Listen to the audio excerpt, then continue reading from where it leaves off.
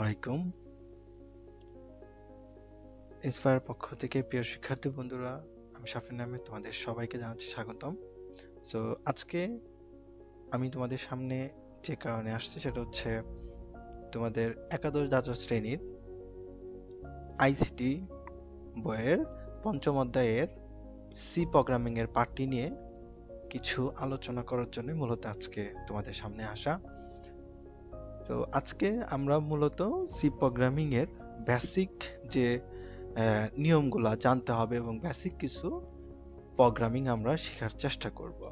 So আমরা normally খুব বেশি বিস্তারিত খুব বেশি যে জানবো এরকম না, বাট যতটুকু না জানলেই নয় ততটুকু আমরা জানার চেষ্টা করব। সো যেহেতু একদমই আমরা শুরু থেকে শুরু করব, সো আমাদেরকে প্রথমে বেসিক্যালি আমরা একটা সি প্রোগ্রামিং এর গঠনটা নর্মালি আমরা কোনো কিছু না দেখে কোনো কিছু না বুঝে ঝটপট আমরা লিখে ফেলি যে আমাদের বেসিক্যালি একটা সি প্রোগ্রামিং এর গঠন নর্মালি কেমন হওয়া উচিত। সো দেখো আমি আমি এখানে তোমাদেরকে দেখাচ্ছি। সো আমরা যদি যে কোনো সি প্রোগ্রামিং যদি বেসিক্যালি আমরা করতে চাই তাহলে আমাদেরকে নর্মালি এই জিনিসগুলো আমাদেরকে লাগবে। সেটা হচ্ছে কি যে হ্যাশ, দেন হচ্ছে আমরা ইনক্লুড নামে একটা ইংরেজি ওয়ার্ড লিখবো, দেন হচ্ছে এইখানে একটা হচ্ছে ব্র্যাকেট দিব, দেন হচ্ছে এইখানে আমরা যেটা লিখবো সেটা হচ্ছে বাংলায় আমি লিখে দিচ্ছি, সেটা হচ্ছে হেডার ফাইল।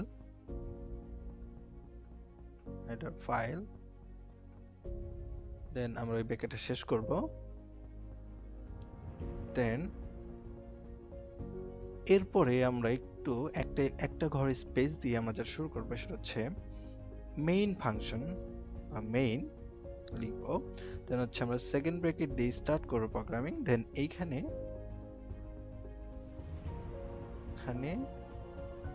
আমরা কোড লিখবো,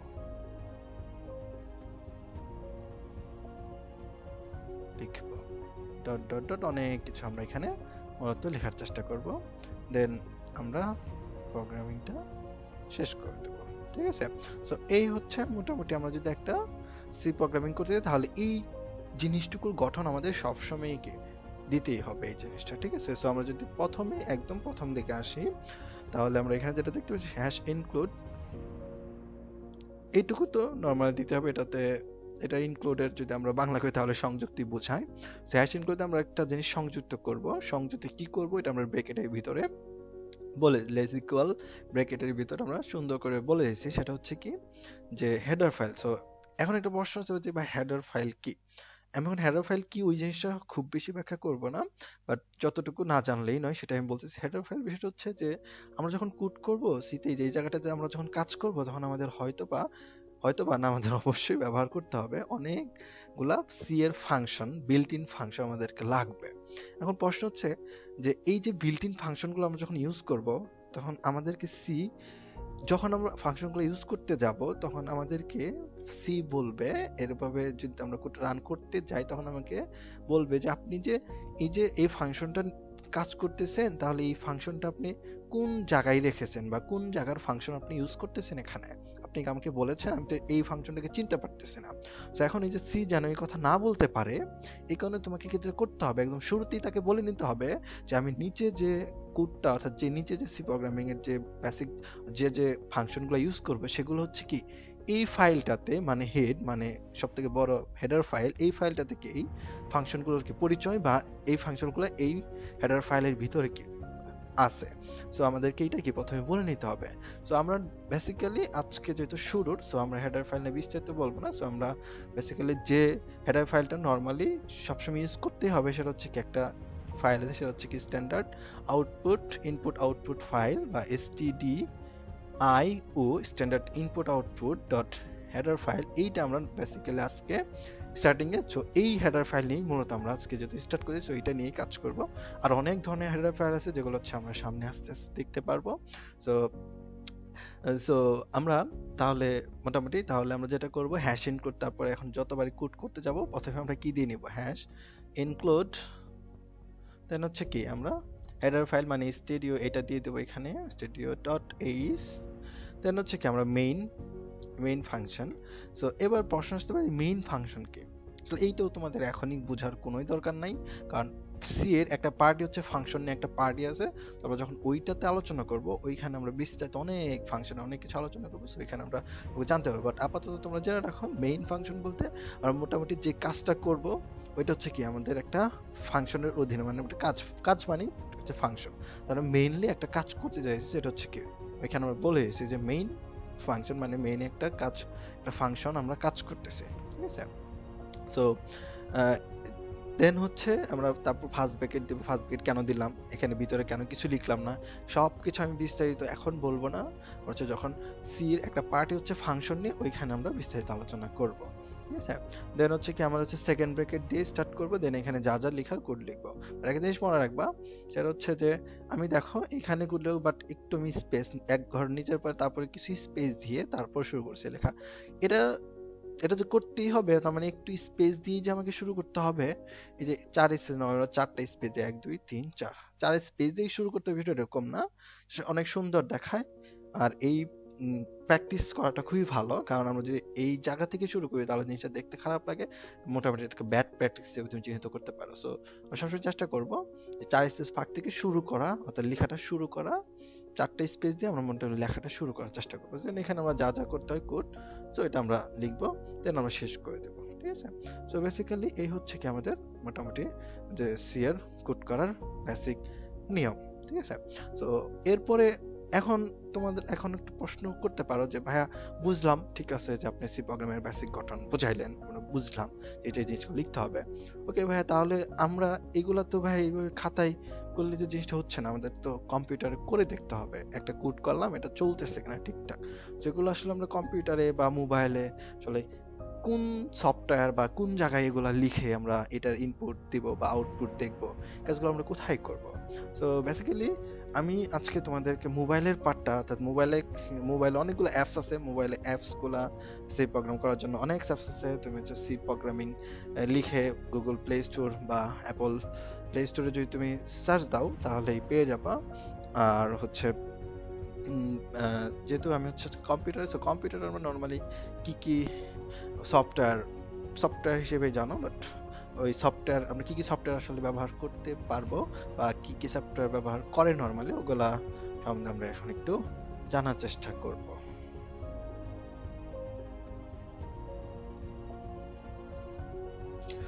সো এখন আমরা সি প্রোগ্রামিং করার জন্য আমাদের যে সফটওয়্যারটা লাগবে, সো ওই সফটওয়্যারটার নাম হচ্ছে code block. So normal basically এই সফটওয়্যারটা আমরা সব থেকে বেশি ইউজ করি সি প্রোগ্রামিং করার জন্য। তারপর আরো অনেক সফটওয়্যার আছে। সো আমরা প্রথমে এই কোড ব্লকসটাই ডাউনলোড করি, দেন হচ্ছে আমি আরো কিছু সফটওয়্যারের নাম বলবো। তবে যেহেতু আমরা কোড ব্লকসে করবো, তাই আমরা এখন কোড ব্লকসটা কিভাবে ডাউনলোড করব, কিভাবে ইনস্টল করব সবকিছু আমরা দেখে নেই। সো আমরা প্রথম যে কোনো ব্রাউজারে গেলেই তুমি সার্চ দাও কোড ব্লকস লিখে, দেন হচ্ছে ফার্স্টে কোড ব্লকসের যে ওয়েবসাইটটা আছে ওইখানে ওইটাই তোমাকে রিকমেন্ড করবে। দেন হচ্ছে তুমি ডাউনলোড অপশনে যাবা, দেন ডাউনলোড অপশনে যাওয়ার পরে তুমি হচ্ছে ডাউনলোড দ্য বাইনারি রিলিজ, এখানে যাওয়ার পরে তুমি যে লেটেস্ট যে ভার্সনটা থাকবে ওইটা তুমি হচ্ছে এই ওয়েবসাইটটা, এখানে লিংক দেওয়া আছে যে ওয়েবসাইট থেকে তোমাকে ডাউনলোডটা করতে হবে, ওইখানে যে তুমি জাস্ট ডাউনলোড করবে। সো আমরা হচ্ছে ফার্স্টলি এইটা আমরা ডাউনলোড করে নেই। তো এইখানে গেলে দেখো এই যে আমার হচ্ছে ডাউনলোড স্টার্ট হবে এখনই, একটু ওয়েট করতে হবে। দেন এই তো ডাউনলোড হচ্ছে, এই তো আমি স্টার্ট দিয়ে দিয়েছি, এবার হচ্ছে ডাউনলোড হবে। সো ডাউনলোড হওয়ার জন্য আমাদেরকে একটু ওয়েট করতে হবে। সো আমাদের যখন ডাউনলোড হয়ে যাবে, সো তখন আমরা হচ্ছে যে জায়গায় ডাউনলোড হয়েছে ফাইলটা ওপেন করবো ওই জায়গা থেকে। সো আমাদের নর্মাল হচ্ছে ডাউনলোড অপশনে যাওয়ার পরে সো আমরা এই প্রোগ্রাম ফাইলসে গেলে আমরা দেখতে পাবো কোড ব্লকস যে ফাইলটা, ওটা আমরা জাস্ট ওইটা এখন আমরা রান করব। সো ডাবল ক্লিক করার পরে দেন হচ্ছে ইয়েস, হচ্ছে next, agree, next, install. So একটু ওয়েট করতে হবে।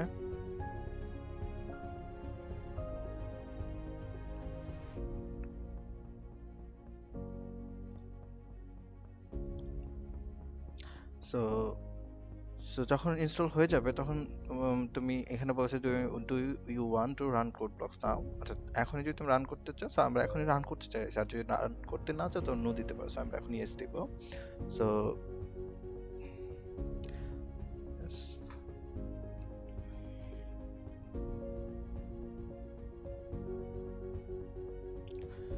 সো কোড ব্লকস রান করার সাথে সাথে তোমরা দেখো এই কর্নারে একটা লেখা আসছে যে can't find compiler executable in your configure search for GNU GCC compiler. So এই লেখাটার মানে হচ্ছে এনভায়রনমেন্টাল এরর, মানে এখন যে আমরা যে কোড ব্লকসটা ডাউনলোড করলাম এইখানে একটা জিনিসের অভাব আছে, সেটা হচ্ছে যে কম্পাইলার। তো কম্পাইলার জিনিসটা কি, সেটা হচ্ছে আমরা হচ্ছে বেসিক্যালি এই প্রোগ্রামিং ভাষা ওইখানে আমরা পড়ে আসি যে কম্পাইলারটা ছিল হচ্ছে আমাদের যে কোনো মানুষের ভাষাকে সে হচ্ছে কি কম্পিউটারের ভাষায় কনভার্ট করবে। সো এখন যেটা হয়েছে সেটা হচ্ছে আমরা তো সি প্রোগ্রামিং করতেছি, বাট আমরা তো এগুলো আমাদের ভাষায় মোটামুটি ইংরেজিতে লিখবো। সো এটা কিন্তু কম্পিউটার বুঝবে না।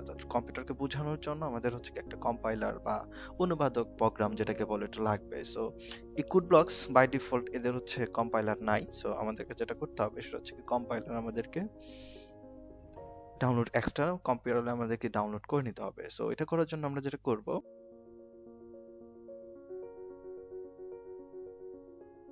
সেটা হচ্ছে আমরা আবার ওয়েব ব্রাউজারে যাব, যাওয়ার পরে এই সোর্স ফোর্জে গেলেই হবে, বা তোমরা চাইলে উপরে সার্চ দিতে পারো, সেটা হচ্ছে মিন জিডব্লিউ, এটা লিখে মিন জিডব্লিউ ইনস্টলার এটা লিখে সার্চ দিলে তোমাদের ফার্স্টলি যে রিকমেন্ড করবো এটাতে তোমরা যদি প্রবেশ করো তাহলে ওই আগের মতোই তোমরা হচ্ছে ডাউনলোড নাও দিবে, দেন হচ্ছে একটু ওয়েট হবে, একটু ওয়েট করতে হবে। সো করার পরে মেবি ডাউনলোড শুরু হবে এখন, আর বার রিলোড নিচ্ছে, একটু ওয়েট।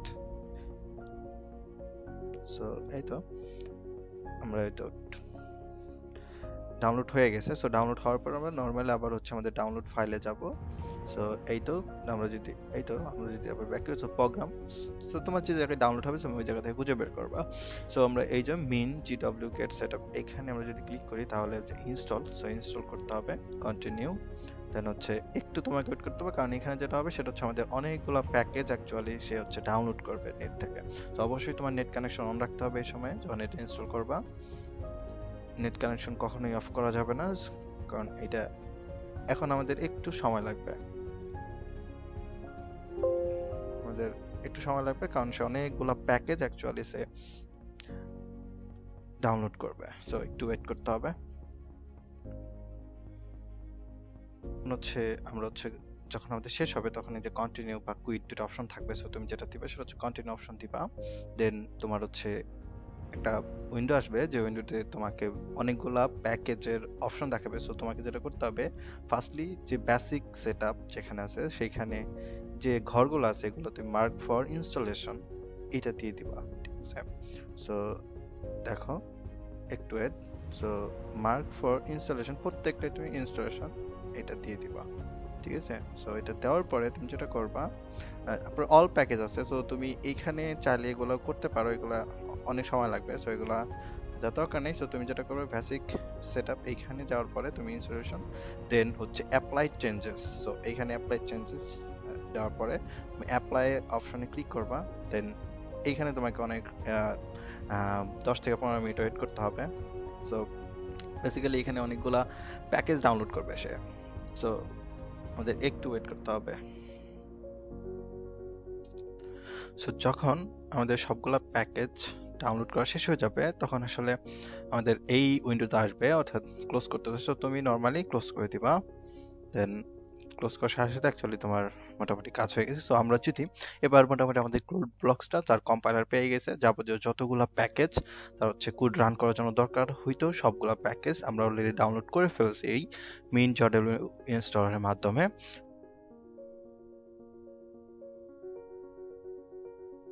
সো এবার যদি আমরা কোড ব্লকসটা ওপেন করি তাহলে আমরা যেটা দেখতে পারবো, সো নরমালি দেখো এবার যদি আমাদের কোড ব্লকস রান হয় তাহলে আগে যে লেখাটা এই নিচের এই জায়গাটাতে আসতো, তো এখন কি ওই লেখাটা আর নাই, মানে এখন আর কি ওই প্রবলেমটা আমাদের হচ্ছে না। সো আমরা মোটামুটি এখন শিওর যে আমাদের হচ্ছে কোড ব্লকসটা এখন আমাদের যে কোনো সি প্রোগ্রাম করার জন্য রেডি, প্রস্তুত। সো এখন আমরা যেহেতু সি প্রোগ্রাম শুরু করবো, সো আমরা নর্মালি কোড ব্লকসটা ওপেন করলে এরকম আসবে। দেন হচ্ছে আমরা কিভাবে শুরু করবো, যেহেতু আমরা শুরু থেকে শুরু করছি, সো আমাদের সবকিছু আস্তে আস্তে জানতে হবে। সো আমরা একটা যে কোনো সি প্রোগ্রামের কোড অর্থাৎ ফাইল ওপেন করার জন্য আমরা একদম কর্নারে দেখতে পারছো ফাইল, সেখানে ক্লিক করবা। সো ক্লিক করার পরে নিউ নামে একটা নিচে প্রথম যে অপশনটা থাকবে নিউ, দেন এটাতে যদি তুমি মাউসটা রাখো তাহলে তোমার পাশেই তুমি যেটা দেখতে পারবা সেটা হচ্ছে এমটি ফাইল, ঠিক আছে। সো এখানে ক্লিক করলে যেমন ফাইল নিউ, এখানে ক্লিক করলে তুমি ফাইল নামে একটা অপশন পাবা। দেন হচ্ছে কি তুমি ওই ফাইলটাতে ক্লিক করলে কি তোমার সামনে একটা ফাইল ওপেন হবে। এই ফাইলটা হচ্ছে এইখানেই মূলত কি করবো আমরা হচ্ছে কোডটা করব।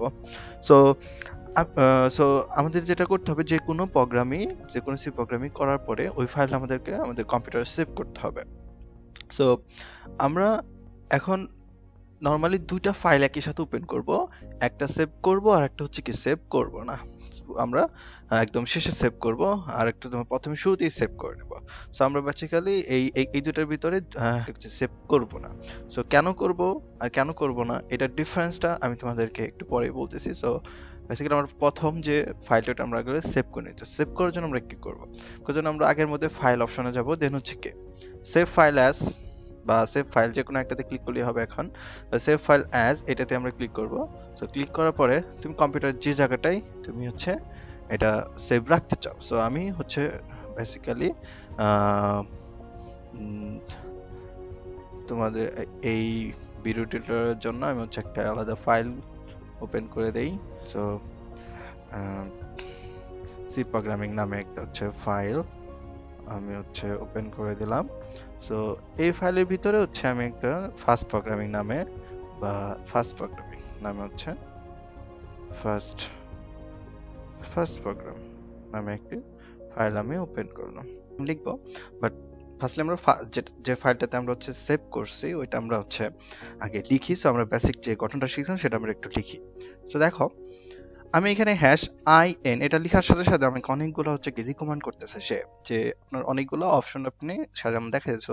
আমি আমার কাজটা করতে গিয়ে সহজ হয়ে যাচ্ছে, আমার যেটা দরকার আমি আর লিখতে হচ্ছে না, আমার যেটা দরকার #in করছে। দেখো এখানে আমি ক্লিক করলে কি অটোমেটিক্যালি সে এখানে কি হচ্ছে তোমার হচ্ছে আমি যদি ইন্টার বাটন চাপ এখানে নেওয়ার পরে সো কি #in করে অটোমেটিক্যালি লেখা হয়ে যাচ্ছে। সো এরপরে কি লিখবো আমি stdio। সো এটাও দেখো আমাকে লিখতে হচ্ছে না, একটু লিখলে কি আমাকে সাথে সাথে সে কি রিকমেন্ড করতেছে।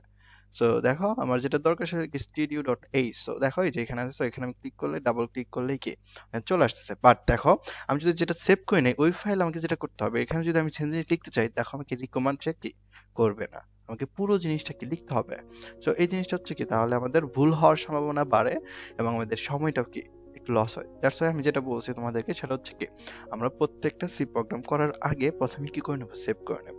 সো আমরা বেসিক গঠনটা তাহলে সেভ ফাইল আমরা লিখে ফেলি ঝটপট। দেন হচ্ছে কি আমরা একটা স্পেস দিয়ে দেন হচ্ছে কি মেইন ফাংশন নামে একটি আমরা ফাংশন লিখবো। দেন হচ্ছে কি সেকেন্ড ব্র্যাকেট দিয়ে আমাদের এই জায়গাটা থেকে আমরা যা লিখার ওইটা জিনিসটা লিখবো। সেই ছিল কি আমাদের হচ্ছে বেসিক গঠন। সো যেহেতু আজকে আমাদের প্রথম প্রোগ্রামিং, সো আজকে আমরা সি প্রোগ্রামের একদম বেসিক লেভেলের যে প্রোগ্রামিং সেটা হচ্ছে কোনো কিছু স্ক্রিনে প্রিন্ট করে দেখানো। সো কোনো কিছু একটা লিখবো আমি, ওইটা কি ওটা আমাকে আউটপুট হিসেবে সেই স্ক্রিনে ওই লেখাটাই কি আমাকে দেখাবে। সো আমরা নর্মালি ওই জিনিসটা আজকে কি আমরা শিখবো। সো ওই জিনিসটা শেখার আগে আমাদের একটা ফাংশন সম্বন্ধে জানতে হবে, সেটা হচ্ছে printf ফাংশন। সো এই printf ফাংশন আসলে কি করে, সো এটা বেসিক্যালি আমরা একটু হাতে কলমে গিয়ে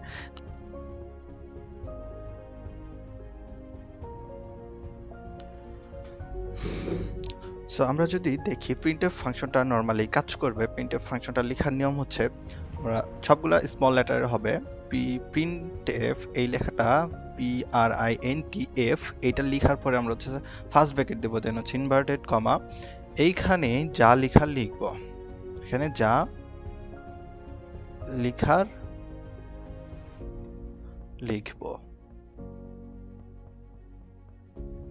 সো তারপর ইনভার্টেড কমা দিয়ে আমরা শেষ করে দেবো, দেন হচ্ছে ব্র্যাকেটটা আমরা ইন করে দেবো, দেন হচ্ছে প্রত্যেকটা একটা জিনিস মনে রাখবে, প্রত্যেকটা সি প্রোগ্রামিং এর প্রত্যেকটা স্টেটমেন্টের পরে আমাদেরকে জিনিস দিতে হবে। স্টেটমেন্ট কি হইলো, এই পুরো জিনিসটাকে কি বলে, সি প্রোগ্রামিং একটা স্টেটমেন্ট, ঠিক আছে? তো একটা ফাংশন যখন পুরো লাইনটা যখন আমাদের লিখা হবে, ওইটাই মূলত কি আমরা স্টেটমেন্ট হিসেবে ধরে নেব। যদি এটা শেষ, আমার প্রিন্টএফ ফাংশন যা লিখা আমরা এখানে লিখে ফেলবো, দেন হচ্ছে যখন শেষ করবো তখন অবশ্যই আমাদের কি করবে, সেমিকোলন বাটনটা, সেমিকোলন আমাদের কি দিতে হবে, না হয় কি আমাদের সি প্রোগ্রামে একটা এরর দেখাবে, ঠিক আছে? সো এই হচ্ছে কি, এইভাবে হচ্ছে প্রিন্টএফ ফাংশনটা নরমালি কাজ করে। প্রিন্টএফ লিখবো, দেন হচ্ছে ফার্স্ট ব্র্যাকেট দেবো, ইনভার্টেড কমার ভিতরে আমরা যাহা লিখবো সে তাই দেখাবে, ঠিক আছে? সো এইখানে আমরা মোটামুটি বুঝে গেলাম যে প্রিন্টএফ ফাংশনটা কিভাবে লিখতে হয়। সো এবার আমরা চলো আমরা হচ্ছে কোডে যে কোডটা করে দেখি কিভাবে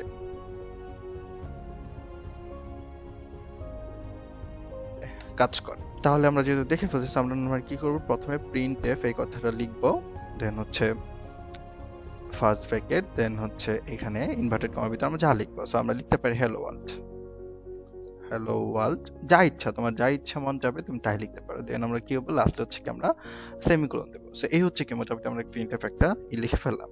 সো দেখো এটা এখন আমরা কিভাবে হচ্ছে আউটপুট, এটা আমরা যে কোডটা করলাম, এখন কোডটা আমাকে রান করতে হবে, কারণ এটা আউটপুট দেখতে হবে আমাকে। তো আউটপুট দেখার জন্য আমরা কি করব, সো আউটপুট দেখার জন্য আমরা যেটা করব সেটা হচ্ছে আমাদের দেখো উপরে এই যে এই জায়গায় দেখো তিনটা চিহ্ন আছে, একটা হচ্ছে প্রথমটা যদি আমি নেই, এটা বলতেছে বিল্ড, তারপর হচ্ছে রান, তারপর হচ্ছে কি বিল্ড এন্ড রান। সো দেখো বিল্ড রান, এটা কি বিল্ড এন্ড রান। তোমাকে যেটা করতে হবে, প্রত্যেকটা কোড করার পর আমাকে প্রথমে বিল্ড করতে হবে, তো হচ্ছে এটা রান করতে হবে। সো তুমি এই দুইটা কাজ একটা পর একটা না করে তুমি চাইলে এই বাটনটাতে ক্লিক করে একই সাথে কি দুটো কাজ একসাথে করতে পারো। তো আমি যেটা করব, এই বাটনটাতে আমি সবসময় ক্লিক করব, সো একই সাথে দুইটার কাজ এক মুহূর্তে হয়ে যাবে। তো আমরা এইটাতে ক্লিক করলে যেটা হবে, সাথে সাথে আমাদের প্রোগ্রামটা রান করে ফেলবে। সো দেখো প্রোগ্রামটা রান করছে, দেন হচ্ছে এখানে দেখতে পারতেছো হ্যালো ওয়ার্ল্ড, এই যে জিনিসটা হচ্ছে কি আমাদের এখানে এইটা হচ্ছে কি, এটা কিন্তু প্রিন্ট করার কথা ছিল, আমাদের দেখাইতেছে। তো দেখো আমরা যদি এখানে কিছুই না লিখি, যেমন হ্যালো ওয়ার্ল্ড, এখানে কিছুই লিখলাম না, তাহলে আমাদের কি করবে, সে আসলে কিছুই প্রিন্ট করবে না। দেখো কিচ্ছু প্রিন্ট করে না, জাস্ট ফাঁকা রেখে আমার হচ্ছে এই স্ক্রিনে দেখাবে। আশা করি প্রিন্টএফ ফাংশনের বিষয়টা বুঝতে পারছো। সো আমরা একটু প্রিন্টএফ ফাংশন নিয়ে আরো আসলে আরো আরো ভিতরে ঢোকার চেষ্টা করবো, মানে প্রিন্টএফ ফাংশন দিয়ে যে মজার মজার জিনিস করা যায়, সো এটা আমরা এখনই দেখবো। সো চলো আমরা আরো কিছু প্রিন্টএফ এর কাজ দেখে নেই। সো এবার ধরো যে আমরা হচ্ছে প্রিন্টএফ এর ভিতরে আমরা লিখলাম হচ্ছে 1 2 3 4। সো এরকম ধরো যে লিখলাম, তাহলে নরমালি আমরা বুঝতে পারতেছি আমাদের স্ক্রিনে 1 2 3 4 এগুলো হচ্ছে নরমালি দেখাবে। সো এটাই দেখাইছে, আসলে কোনো ঝামেলা হয় নাই। সো এবার আমরা যেটা চাইতেছি সেটা হচ্ছে কি, যে ধরো যে এখানে 1 2 3 তো পাশাপাশি আসছে, হ্যাঁ? সো আমরা ধরো যে যেটা চাইতেছি কম, যে 1 তারপরে হচ্ছে 2 তারপরে 3 তারপরে 4, বাট আমরা এটা বর্তমান আউটপুট আছে, বাট আমরা চাইতেছি আউটপুট এরকম দেখাক 1 তার নিচে থাকুক 2 তার নিচে থাকুক 3 তার নিচে থাকুক 4। সো আমরা দেখি এরকম আউটপুটটা নিয়ে আসা যায় কি না, ঠিক আছে? সো আমরা একটু দেখি, তাহলে আমরা কোডে যাই, দেখি এরকম আউটপুটে যে 1 2 তারপরে ইন্টার দিয়ে 3 দিলাম, তারপরে ইন্টার দিয়ে 4 দিলাম। সো এবার যদি আমরা রান করি, সো দেখি কি হয়। তো দেখো আমাদের কম্পাইলার কি দেখা যায়, ভুল দেখাচ্ছে। কেন ভুল দেখাইতেছে, কারণ হচ্ছে আমরা যে ফার্স্ট লাইনটা, আসলে ফার্স্ট লাইনটাকে আমরা শেষ করতে পারি নাই, কারণ আমরা হচ্ছে কি ফার্স্ট লাইনের শেষে আমরা ধরো যদি সেমিকোলন দেই, অর্থাৎ সেমিকোলন যদি দিই, তারপরেও কি আমাদের কম্পাইলার ভুল দেখাবে। কেন ভুল দেখাবে, কারণ হচ্ছে আসলে আমরা যে প্রিন্টএফ ফাংশনটা দিয়েছি এটা আসলে এভাবে বৈধ না, আমরা যেভাবে কাজ করছি ওই প্রিন্টএফ ফাংশনটা অ্যাকচুয়ালি কাজ করে না। তো এইভাবে আসলে কাজ হবে না। সো আমি তাহলে আগের ফরম্যাটে ফিরে যাই, যেটা আগের ফরম্যাটটা ছিল, তার মানে 1 2 3 4, ঠিক আছে? কিন্তু এভাবে তো হচ্ছে না। সো আমি এবার চিন্তা করলাম তোমরা এরকম করা যাইতে পারে যে আমরা একটু দেখি, যেহেতু আমরা কিছুই পাই না, সো আমরা একটু নিজেরা ট্রাই করে দেখি যে প্রিন্টএফ কপি করে একটু নিচে নিচে এই জিনিসগুলোকে আমরা হচ্ছে 4 বার হচ্ছে ধরো যে 4 বার প্রিন্টএফ লিখে তারপর হচ্ছে কত, এখানে 2 দিলাম, এখানে হচ্ছে আমরা হচ্ছে 3 দিলাম, এখানে হচ্ছে 4। তাহলে এবার যেহেতু আমরা 4টা প্রিন্টএফ দিচ্ছি নিচে নিচে, তাহলে মনে হয় আসার কথা। সো আমরা দেখি, ট্রাই করি, দেখি কি আসে। সো কিন্তু না, এবারের আউটপুটটাও কি আসছে আসলে, পাশাপাশি। তার মানে এইখান থেকে কিন্তু একটা আমাদের আউটপুট ঠিকঠাক না আসলে আমরা একটা জিনিস বুঝতে পারতেছি যে আমরা প্রিন্টএফ ফাংশন এভাবে যতগুলাই লিখি না কেন, যাই লিখি না কেন, সবগুলাই কি হচ্ছে আসলে এগুলোর আউটপুটটা আসলে কি এক লাইনেই দেখাবে। সবগুলো প্রিন্টএফ এর আউটপুট কি সে একটা দেখাবে, দেন হচ্ছে কি দ্বিতীয়টার আউটপুট কি তার পাশেই দেখাবে। মানে সে আর নিচে নিচে যাবে না। আমরা প্রিন্টএফ যতগুলাই নিচে নিচে লিখি না কেন বা পাশাপাশি লিখি না কেন, এটা আমাদের কি কোনো আউটপুটে কি কোনো ভ্যারি করবে না। তারা সবগুলোই কি আমাদের হচ্ছে কি একটার নিচে আর একটা এভাবে না দেখে একটার পাশে আর একটা দেখাবে। ঠিক আছে, সো এখনো কি আমরা আসলে আমাদের যে এক্সপেক্টেড যে আউটপুট ওটা আমরা পাই নাই। সো এবার এটা পাওয়ার জন্য আমরা একটা কাজ করতে পারি, সেটা হচ্ছে এখানে সি প্রোগ্রামে একটা হচ্ছে স্ল্যাশ এন নামে একটা কথা থাকে। সো স্ল্যাশ এনটা আমরা যখনই প্রিন্টএফ ফাংশনের ভিতরে এটা যখনই বসাবো, তো স্ল্যাশ এন যখনই প্রিন্টএফ ফাংশনটা দেখবে তখন সে ওইটা আর প্রিন্ট করবে না। যেমন ধরো আমি ওয়ানের পরিবর্তে এখানে যদি স্ল্যাশ এন দিই, নরমালি কি হওয়া উচিত ছিল, স্ল্যাশ এনটা প্রিন্ট করার কথা ছিল, কিন্তু দেখো আনফরচুনেটলি এখানে কিছুই প্রিন্ট করে নাই। কিন্তু কিছু প্রিন্ট না করলে একটা আশ্চর্যজনক জিনিস হচ্ছে কি, তারপরে প্রিন্টএফ গুলা কাজ করছে ঠিক আছে, কিন্তু তারা কি প্রথম প্রিন্টএফ এর একটা ঘর কি নিচে চলে আসছে।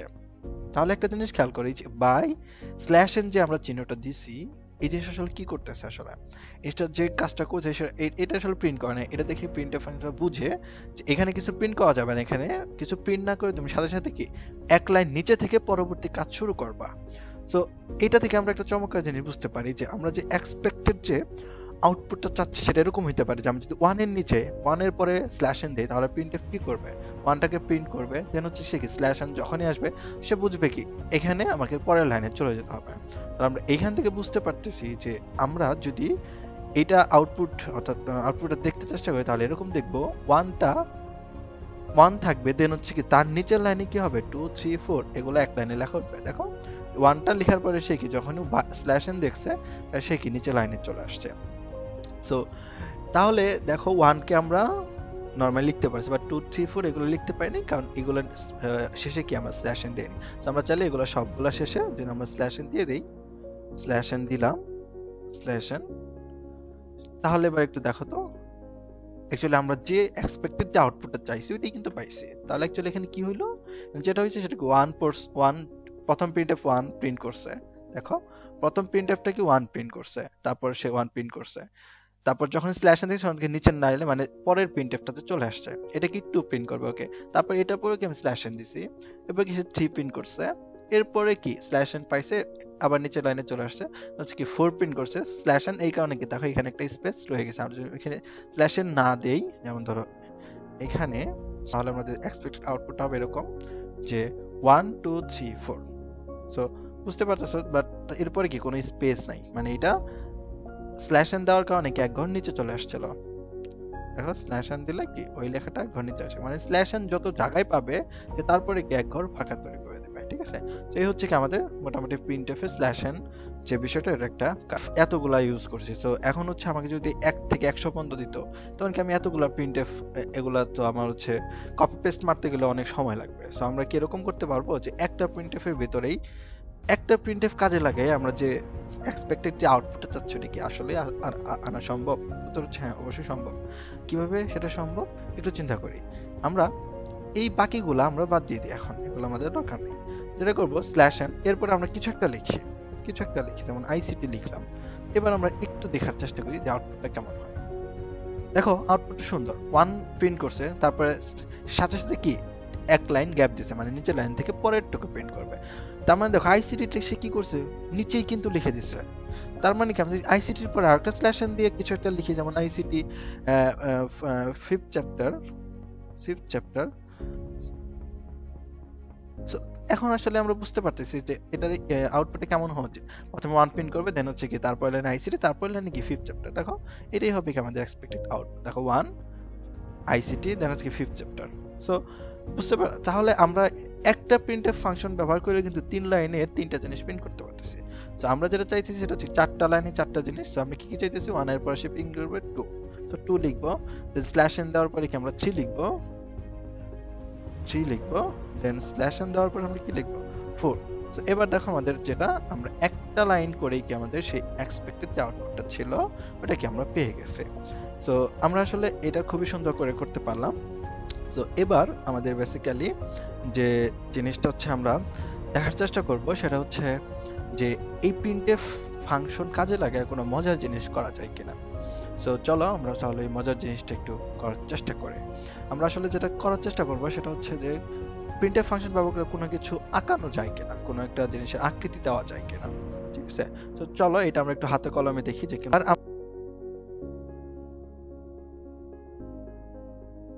আমরা এইভাবে চিন্তা করতে পারি যে আমরা প্রথমে 1 এর জায়গায় ধরো যে আমরা একটা স্টার দিলাম, দেন হচ্ছে কি করলাম আমরা হচ্ছে দুইটা স্টার দিলাম, দুইটা স্টার, দেন হচ্ছে কি আমরা 3 এর জায়গায় দিলাম হচ্ছে তিনটা স্টার, দেখি কেমন দেখায় জিনিসটা।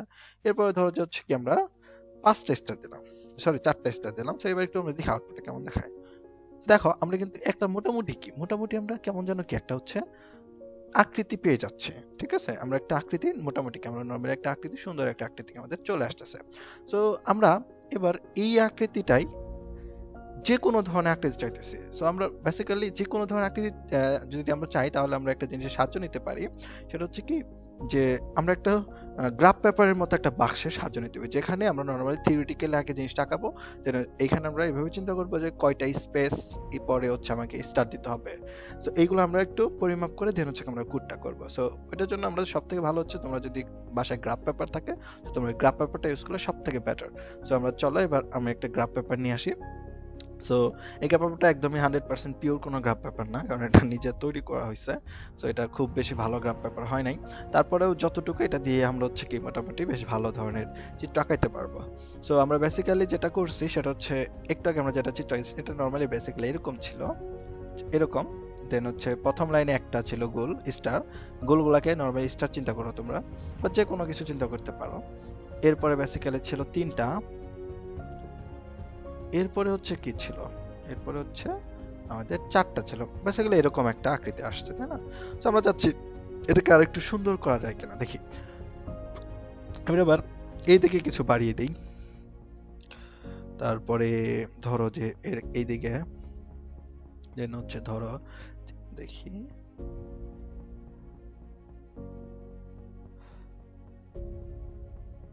আকৃতিটাই হচ্ছে কি আমরা মোটামুটি হচ্ছে কি সি প্রোগ্রামিং এর মাধ্যমে একটু দেখাতে চাই যে এই আকৃতিটা আসলে দেওয়া যাবে কি না, ঠিক আছে। সো এবার এটার জন্য আমাদের যেটা করতে হবে বেসিক্যালি সেটা হচ্ছে আমাদের চিন্তা করতে হবে যে একদম বাম দিকে যে ঘরটাতে প্রথম গোল আছে ওইটাকে আমাদের স্ক্রিনের একদম শুরুর প্রান্ত ধরতে হবে, মানে এই লাইনটা হচ্ছে কি আমাদের স্ক্রিনের একদম শুরুর প্রান্ত। আর উপরের দিকে প্রথম যে ঘরে ডটটা আছে ওটাকে আমাদের ফার্স্ট লাইন চিন্তা করতে হবে, মানে এই লাইনটা হচ্ছে কি আমাদের ফার্স্ট লাইন, আর এই লাইনটা হচ্ছে কি আমাদের একদম শুরুর, একদম স্ক্রিনের একদম শুরুর প্রান্তটা, ঠিক আছে। সো আমরা যেটা করব প্রত্যেক লাইন এক লাইনের কাজ শেষ করে দেন হচ্ছে কি স্ল্যাশ এন দেব। সো আমরা যদি থিওরিটিক্যালি চিন্তা করি তাহলে দেখো আমাদের হচ্ছে কি একদম স্ক্রিনের প্রথম লাইনটা শুরু হবে, দেন স্ক্রিনের পরে টোটাল হচ্ছে 3টা স্পেস থাকবে, মানে এক ঘর, দুই ঘর, তিন ঘর স্পেসের পরে কি একটা গোল দেব আমি।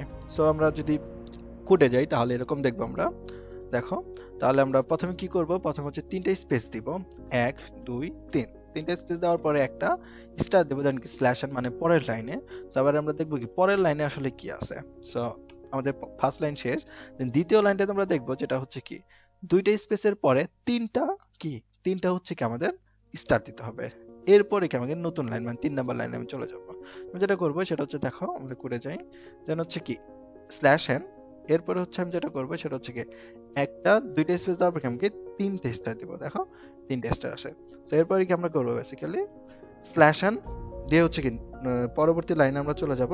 দেন পরবর্তী লাইনে আমরা যদি খেয়াল করি তাহলে আমরা যেটা দেখতে পাচ্ছি পরবর্তী লাইনে যদি আমরা খেয়াল করার চেষ্টা করি তাহলে আমরা দেখব যে পরবর্তী লাইনে একটা গ্যাপ, পরবর্তী লাইনটা হচ্ছে কি একটা গ্যাপের মাধ্যমে শুরু হয়েছে, দেন হচ্ছে কি 1 2 3 4 5টা হচ্ছে কি আমার স্টার দিতে হবে।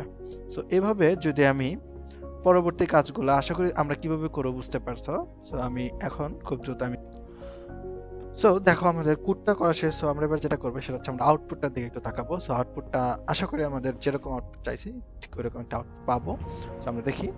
তো দেখো মোটামুটি আমরা যেরকম, অর্থাৎ মোটামুটি বর্গ না হলেও আমরা যেরকম একটা এক্সপেক্টেড আউটপুট চাইছি ওটাকে মোটামুটি আমরা পেয়ে গেছি, ঠিক আছে। সো এই হচ্ছে কি আমরা আসলে এইটা শুধুমাত্র এরকম একটা ডিজাইন না, আমরা চাইলে আরো অসংখ্য ধরনের ডিজাইন করতে পারি, বাট এটা বেসিক্যালি তোমাদের চিন্তার উপর ডিপেন্ড করতেছে। সো সবথেকে ভালো চিন্তা হচ্ছে তোমরা একটা গ্রাফ পেপার নিবা, দেন হচ্ছে তোমরা সুন্দর করে ডিজাইন আঁকাবা, তারপর হচ্ছে তোমরা তোমাদের ইচ্ছে মতো করবা, ঠিক আছে। সো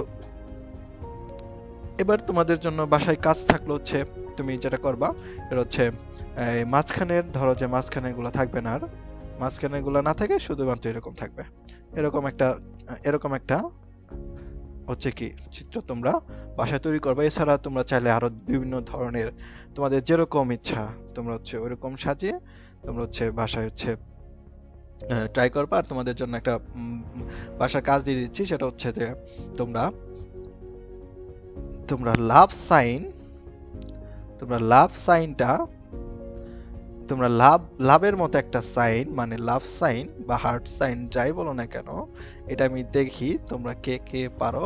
নিশ্চয় সময়ের ভিতরে তোমরা হচ্ছে পরবর্তী ভিডিওর আগেই তোমরা হচ্ছে কি দেখি এইটা কে কে, এটার কোডটা অন্তত তোমাকে কে কে দেখি কমেন্টে জানিয়ে দিতে পারো।